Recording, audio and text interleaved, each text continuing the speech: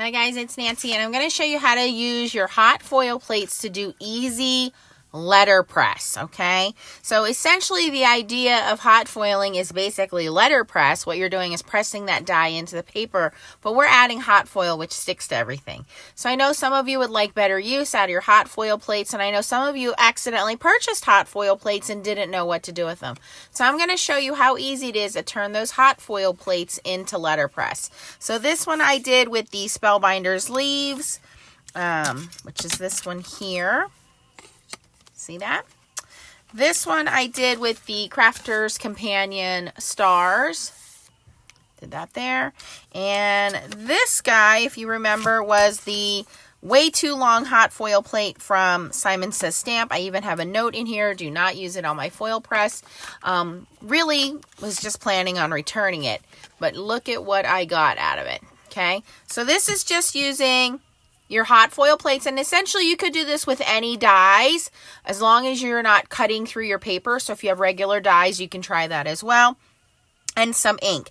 Now I will show you the difference between using dye inks and pigment inks. So the dye inks do tend to beat up on the plates because it's metal. If you use pigment ink, you're going to get a better transfer. So I would recommend either your VersaFine Clair inks or your Distress Oxide inks. Any kind of pigment ink is going to give you a smoother transfer.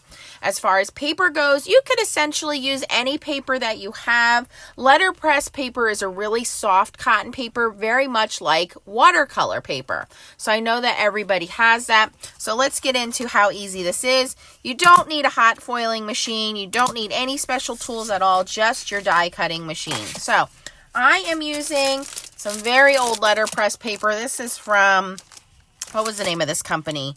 Lifestyle Crafts. And all this is, you guys, honestly, is just watercolor paper. So we're going to take a piece of watercolor paper, and I'm going to bring in my manual die cutting machine. And this is going to be your secret, which is how your sandwich is set up. So how you want your sandwich to be set up is you want your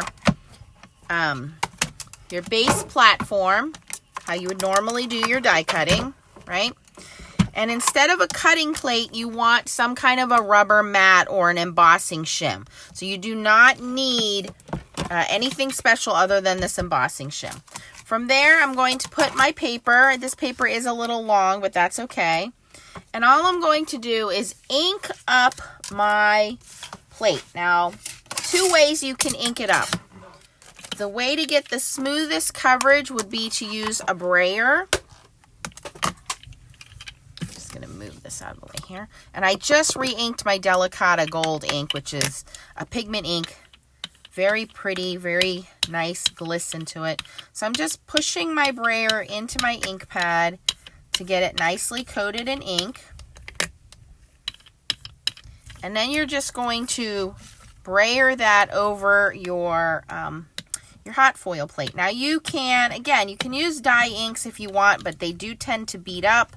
The pigment inks, because of that pigment quality, stick a little better to the hot foil plate. And again, any dyes you have.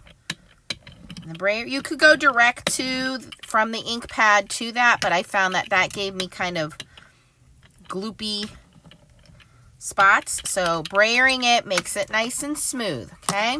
Once you have that brayered on, you're going to flip that plate very carefully and very gently.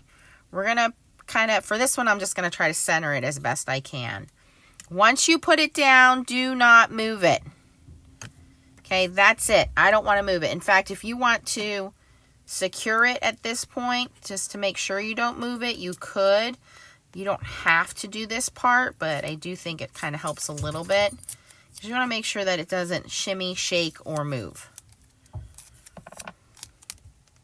Now, for my particular machine, I needed an extra shim. This is just a thick piece of cardstock, and now I'm going to put my top plate on. So all I'm doing is replacing my bottom plate with that rubber embossing shim. I'm going to bring my platinum machine in and take this whole sandwich, again trying not to move anything, and feed it through there.